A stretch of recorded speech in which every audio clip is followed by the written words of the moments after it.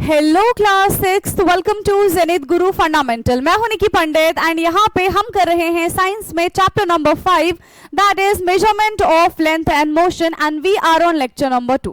सो already इसका lecture number 1 आ चुका है एंड आई होप कि आपने लेक्चर नंबर 1 देखा होगा, जहां पे हमने बेसिक मेजरमेंट के बारे में बात की थी एंड कुछ कन्वर्जन्स के बारे में भी बात की थी। वापस से हम वहीं से शुरू करते हैं जहां से हमने लास्ट टाइम छोड़ा था। ठीक है, सो कन्वर्जन्स पे थे हम लास्ट टाइम और हमने क्या देखा था कि 1 किलोमीटर जो है वो किसके इक्वल होता है। 1 kilometre is equal to 1000 metre and 1 metre is equal to 100 centimetre, 1 centimetre is equal to 10 millimetre. अब पता है इसका रिवर्स भी कन्वर्जन आपको आना चाहिए। अगर आपसे पूछ लिया जाए भाई कि 1 मीटर में कितने किलोमीटर होते हैं, है ना, 1 मीटर में कितने किलोमीटर होते हैं, तब आप क्या बोलोगे 1 metre is equal to 1/1000 kilometre. ठीक है, ये डिवाइड में आ जाएगा। फिर अब हम बात करते हैं कि 1 सेंटीमीटर में कितने मीटर होते हैं, तो 1/100 मीटर। ठीक है, और अगर हमसे पूछा जाए कि 1 मिलीमीटर में कितने सेंटीमीटर होते हैं, तो 1/10 सेंटीमीटर। इस तरीके से। ठीक, so in some scales you might have notice another scales marking. तो आपने देखा होगा कि भाई एक ही स्केल में हमें 2 टाइप के अलग अलग मार्किंग नजर आते हैं।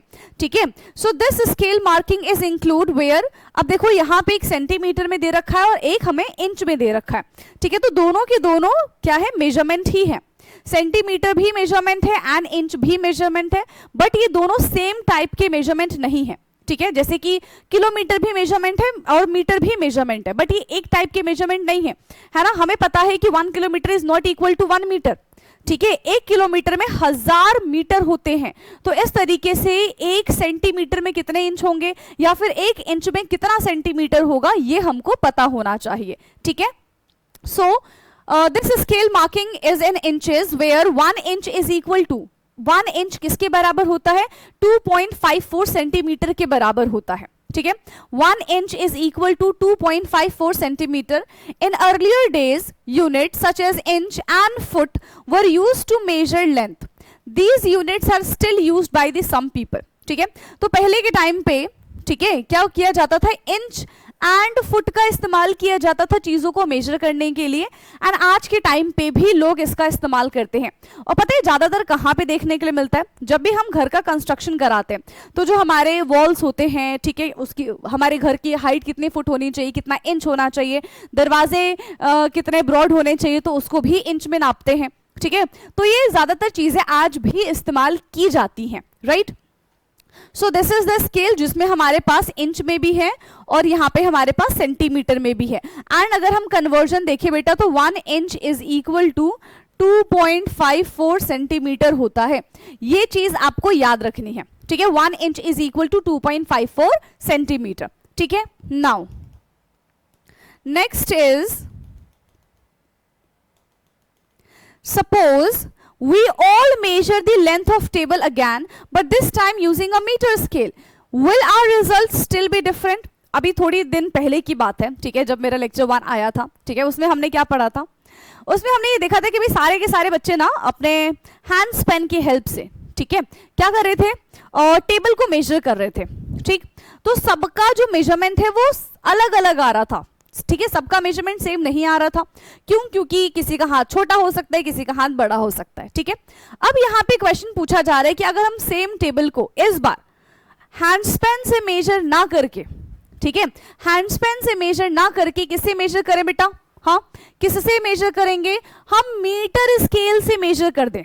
ठीक है, हैंडस्पेन से मेजर ना करके हम मीटर स्केल से मेजर कर दे, तो क्या अभी भी हम सबके रिजल्ट सेम आएंगे या फिर डिफरेंट आएंगे। तो इस बार क्योंकि हम स्टैंडर्ड यूनिट लेके चल रहे हैं, ठीक है, क्या कर रहे हैं हम, इस बार हम स्टैंडर्ड यूनिट लेके चल रहे हैं, तो सबका मेजरमेंट हमको कैसा देखने के लिए मिलेगा, सेम देखने के लिए मिलेगा।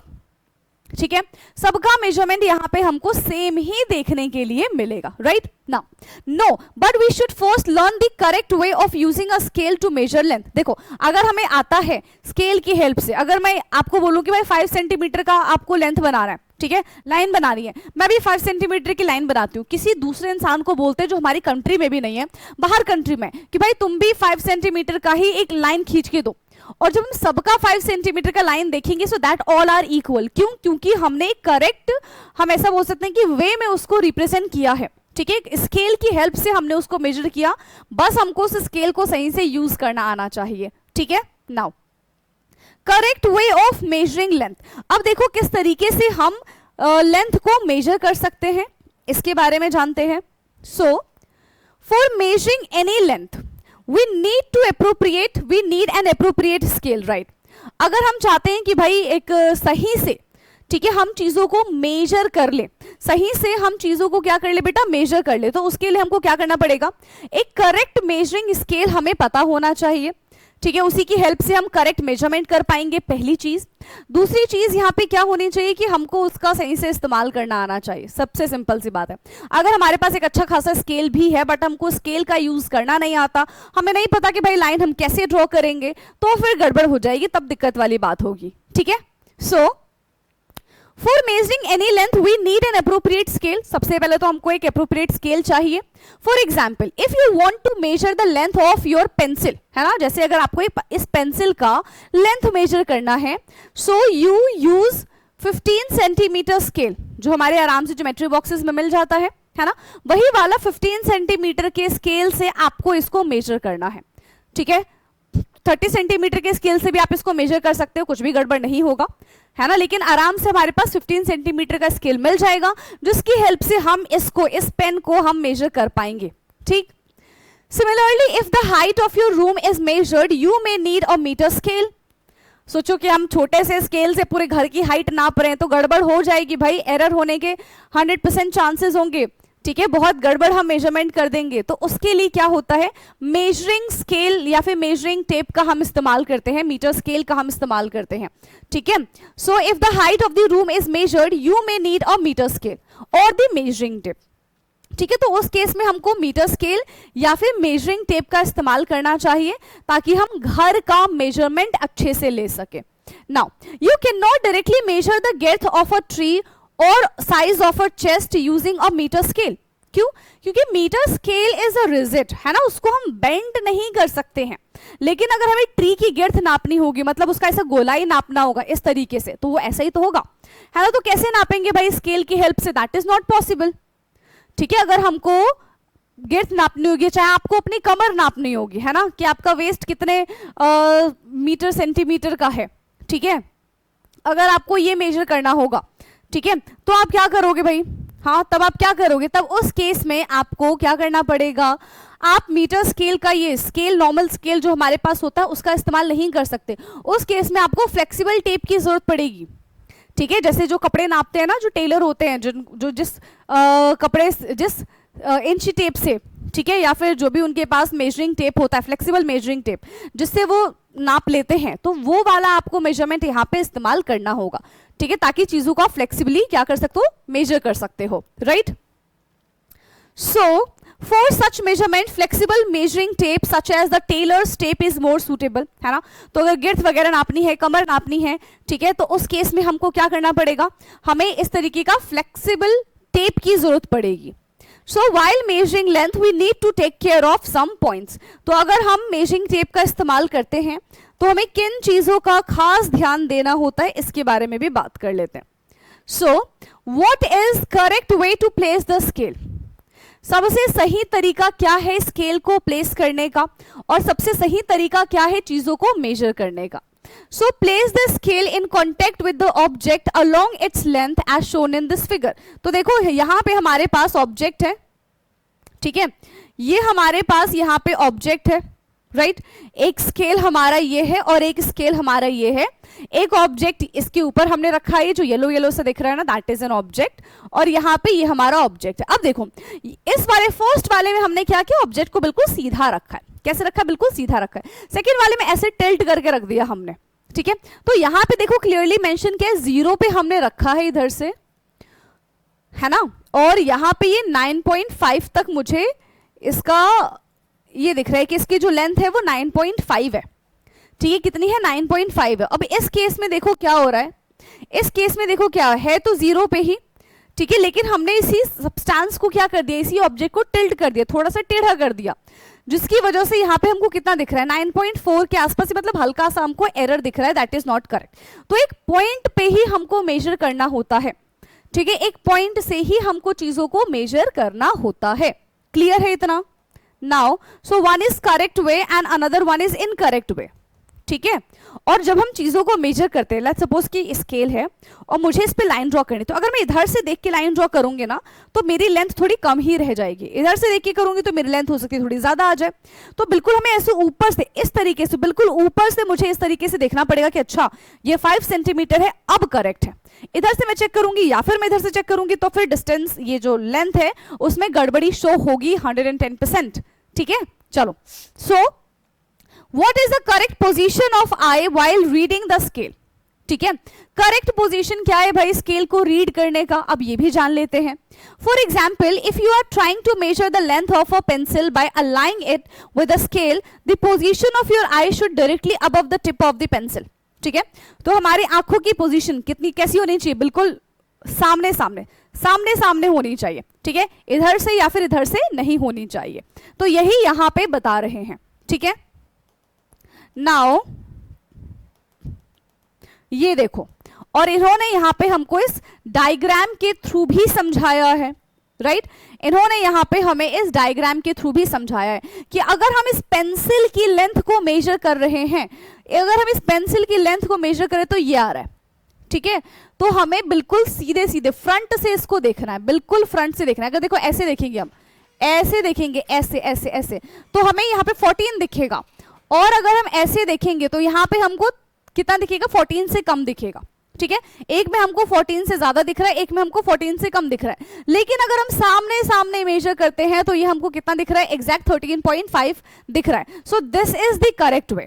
समझ में आ गया? ये करेक्ट वे है चीजों को मेजर करने का। क्लियर? क्लियर है? सो नेक्स्ट है यहां पे हमारा how to measure the length if the end of the scale are broken. अब देखो जनरली होता क्या है कि हाँ, हम नई नई स्केल खरीद के लाते हैं, बट ज्यादा दिन वो हमारे पास टिक नहीं पाता है ना। हम इतना ज्यादा उस स्केल से खेल लेते हैं कि कभी ना कभी हमारा स्केल टूट ही जाता है। मान लो आप स्कूल पहुंच गए, आपके पास कैसा स्केल है? टूटा हुआ स्केल है, बट उससे भी हम मेजरमेंट कर सकते हैं, है ना, वो भी बहुत काम की चीज है हमारे लिए। अब उस टूटे हुए स्केल से हम किस तरीके से मेजरमेंट करेंगे इसके बारे में जानते हैं, ठीक है। So how to measure the length if the end of scale are broken, ठीक है। अगर उसका एंड जो है हमसे टूट जाता है तो किस तरीके से हम उससे मेजरमेंट करते हैं ये जानेंगे। So if the end of the scale are broken or to zero marking is not clear, अगर जीरो मार्किंग नहीं दिख रहा है या फिर स्टार्टिंग वाला पार्ट जो है वो ब्रेक हो चुका है, सो इस केस में भी हम एक्यूरेट मेजरमेंट कर सकते हैं, ठीक है। कैसे? It can still be used for measurement with such a scale, use any other full marks of the scale, easy full scale says 1 centimetre. अब देखो यहाँ पे क्या, मान लो कि 0 और 1 सेंटीमीटर हमारा टूट गया, ठीक है। तो 2 सेंटीमीटर से हम मेजर करेंगे एंड आगे का जितना पार्ट हमारा खराब है उतना बाद में माइनस कर देंगे तो हमारा एग्जैक्ट मेजरमेंट आ जाएगा, ठीक है। क्या आ जाएगा? हमारा एग्जैक्ट मेजरमेंट आ जाएगा। Then you must subtract the reading of the mark from the reading at the other end. For example देखो figure 5.6, the reading at one end is 1 centimetre and the other end is 10.4 centimetre, ठीक है। कहां से शुरू किया? इस बार 0 से शुरू नहीं किया है, ठीक है। इस बार हमने 0 से शुरू नहीं किया। देखो आगे का स्केल जो है हमारा टूटा हुआ है, तो हमने सही से मेजरमेंट करने के लिए 0 से शुरू ना करके हमने 1 से शुरू कर दिया। तो जब हम ऑब्जेक्ट को मेजर कर रहे हैं 1 से, तो यहां पे हमारी रीडिंग आ रही है 10.5। लेकिन सोचो अगर वही 0 से शुरू हो रहा होता तब तो 9.5 आता। तो कितने सेंटीमीटर कम है बेटा यहाँ पे 0 से शुरू होने में? ये हमारा 1 सेंटीमीटर कम है। तो ये चीज क्योंकि आगे मिसिंग थी तो फाइनल आंसर में हमें इसको मिस करना पड़ेगा। तो हमारा अब आंसर आ जाएगा 9.5 सेंटीमीटर।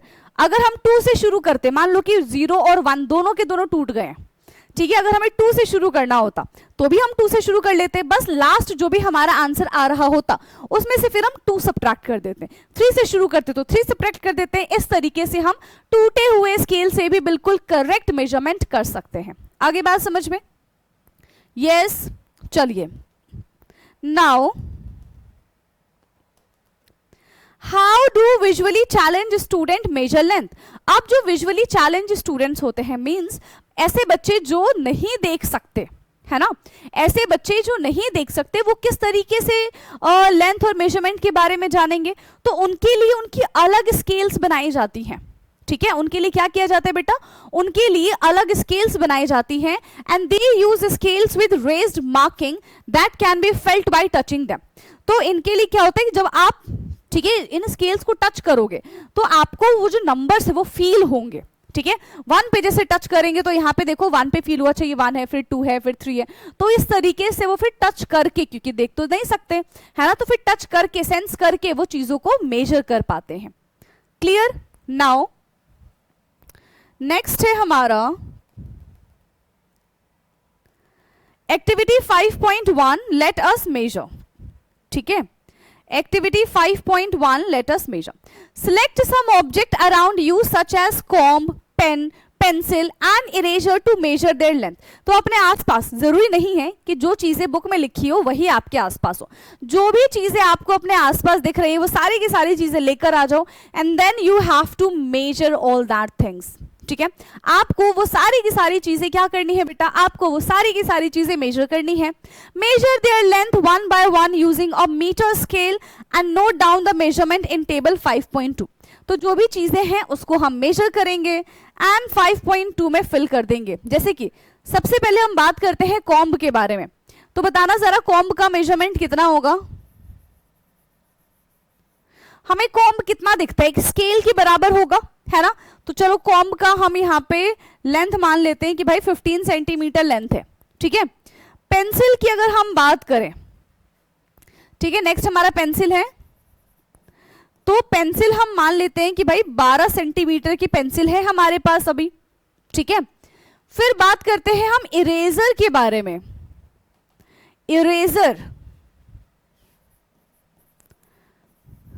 इरेजर हम मान के चलते हैं कि हमारे पास जो इरेजर है वो भाई सिर्फ और सिर्फ 2 सेंटीमीटर की ही है ना। इरेजर जो है हमारे पास वो सिर्फ और सिर्फ 2 सेंटीमीटर की ही है। और क्या रह गया भाई, इरेजर के बाद और क्या रह गया?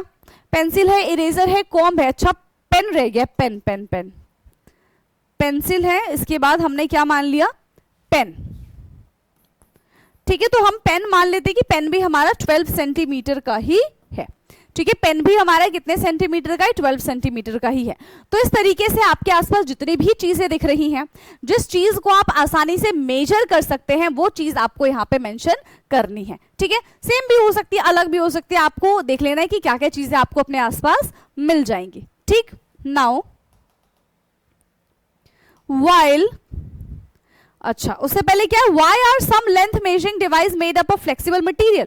कुछ जो मेजरिंग डिवाइस होते हैं, ठीक है, कुछ जो मेजरिंग लेंथ डिवाइस होते हैं वो फ्लेक्सिबल मटेरियल से क्यों बनाए जाते हैं? बताओ क्यों बनाए जाते हैं? क्योंकि देखो हमारे आसपास जितने भी ऑब्जेक्ट हैं सबके सब बिल्कुल ऐसे रिजिड फॉर्म में नहीं है या फिर कॉर्नर वाले नहीं हैं।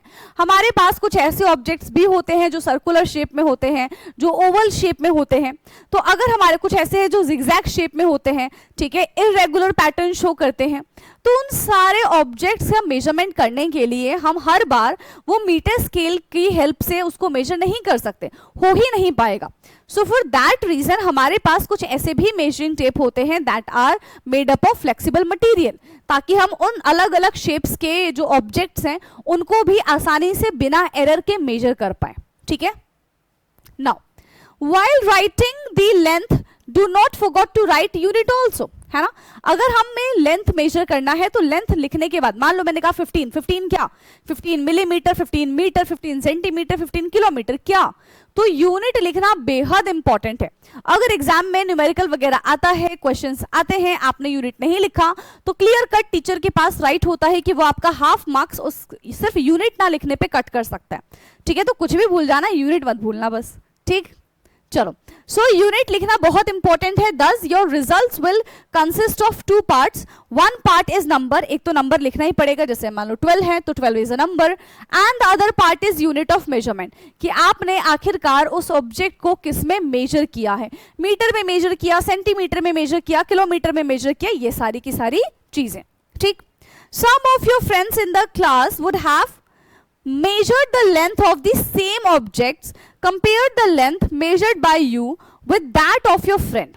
Are the measured length the same or slightly different? Do not the same, if not the same, discuss the possible reasons for the differences. देखो, अगर आप आपके फ्रेंड सारे लोग जो हैं, ठीक है, एक ही चीज को मेजर कर रहे हैं, सेम ऑब्जेक्ट को मेजर कर रहे हैं, एंड अगर उसके बाद भी सेम ऑब्जेक्ट को मेजर कर रहे हैं, सेम लेंथ से मेजर कर रहे हैं, मतलब सेम इंस्ट्रूमेंट से मेजर कर रहे हैं, उसके बाद भी अगर बेटा आप लोगों के लेंथ, आप लोगों का मेजरमेंट सेम नहीं आता है, ठीक है, तो कहीं ना कहीं ह्यूमन एरर है. ह्यूमन एरर कैसा कि आपने मेजरमेंट करने में ही गलती कर दी है, ठीक है, आपने सही से मेजर नहीं किया, स्केल एकदम परफेक्ट है, ठीक है, बट आपने अपनी तरफ से एरर कर दी है, राइट. तो आपको उस केस में स्केल देखना आना चाहिए, ठीक है, आपको उस केस में बेटा क्या आना चाहिए, स्केल देखना आना चाहिए. Now unit of length such as kilometer, meter, centimeter and millimeter begin with the lower case letter except at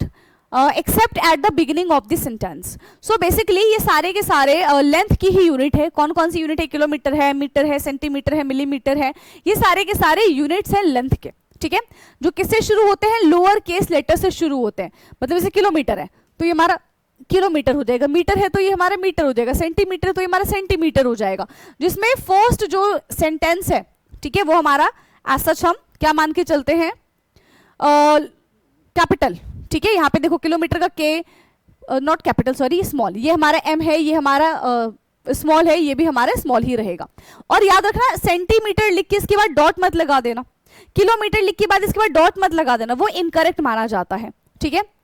And millimeter also written in the lowercase letter and are never followed by s for the plural.